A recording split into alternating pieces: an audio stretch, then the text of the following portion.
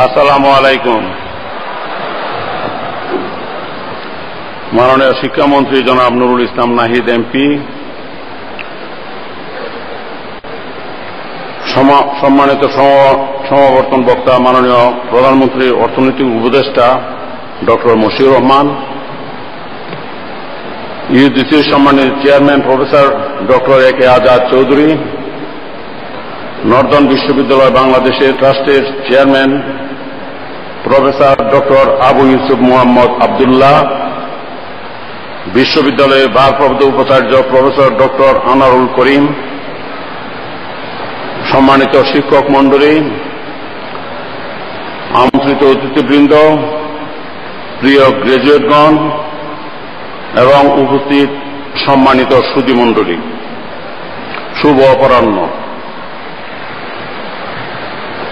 আপনারা জানেন আমার বক্তব্য লেখাই থাকে, লেখার বাইরে আমার বলার কোনো সুযোগ নাই।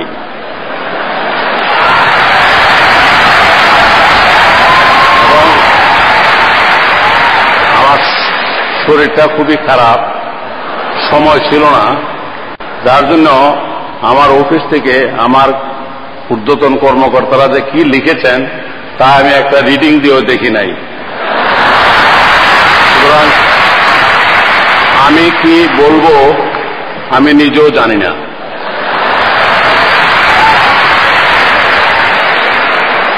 তবু শরীর খারাপ থাকা সত্ত্বেও আসতে হয়েছে, কারণ আপনারা জানেন রাষ্ট্রপতি এবং প্রধানমন্ত্রীর জন্য অনেক সমস্যা আছে। বাহিরে গেলে, বিশেষ করে এই যে আমার ডাইনে পিছনে দাঁড়ানো আছে এসএসএফ, স্পেশাল সিকিউরিটি ফোর্স, আমার আসার একটু অনীহা ছিল যে শরীরটা ভালো না, যাব না, কিন্তু সেই এসএসএফ এর ডিজি ডাইরেক্টর জেনারেল মেজর আমান সাহেব, উনিও বললেন না যেতে হবে স্যার। ভাবলাম যদি না যাই, এমনি যে টাইট সিকিউরিটির মধ্যে উনি রাখে, এটা কোন মহা টাইট করে দেয় তার ঠিক নাই।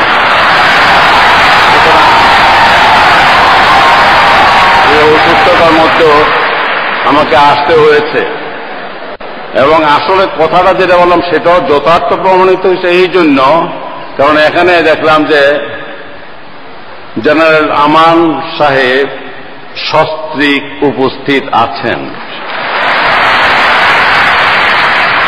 আর অসুস্থতাটা কি হয়েছে তাও বুঝি না, কারণ এখানে আমাকে নির্দেশ দেওয়া হয়েছে এখান থেকে বক্তব্য দেওয়ার পরেই আমাকে সিএমএসে নিয়ে যাওয়া হবে।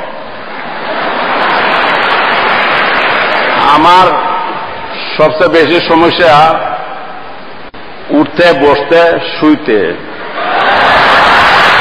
আর কাশি দিলে খুব বুকের মধ্যে এবং পিঠেও কিছু ব্যথা পাই।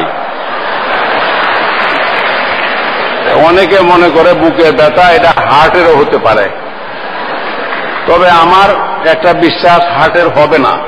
কারণ হলো বিয়ে করেছে অনেকদিন পূর্বে,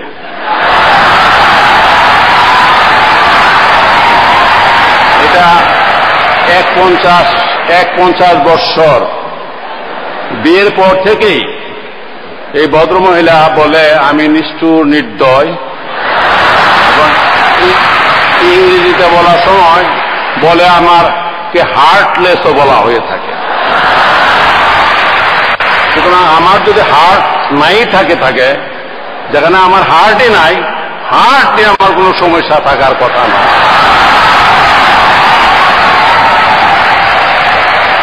আপনাদের ইতিমধ্যে শুনছি এই অনুষ্ঠানের পরপরই একটা নাকি কনসার্ট হবে। কনসার্টকে সামনে রেখে এই ধরনের কথাবার্তা ভালো লাগার কথা না। তবে আমরা তো পুরানো দিনের মানুষ, যার জন্য কনসার্ট ওই যে বলে মেলায় যাবে গো, যাবে গো, যাবে গো,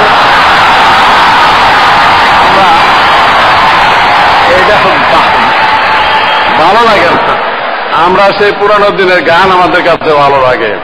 সুতরাং আপনাদের কাছে, বিশেষ করে এখন যারা ছাত্র ছাত্রী সবাই, তাদের কাছে আবার কনসার্ট খুব ভালো লাগে। যাই হোক, আমার 3.5 পৃষ্ঠা যেটা পাঠ করার জন্য আমি আদিষ্ট হইয়াছি সেটুকু আমি পড়ে ফেলেছি।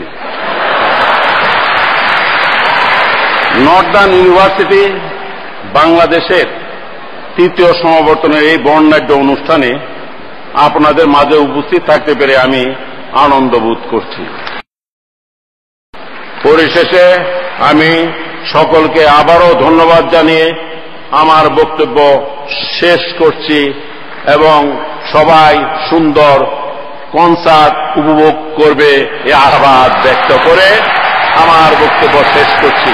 খুদা হাফেজ। বাংলাদেশ চিরজীবী হোক। আসসালামু আলাইকুম।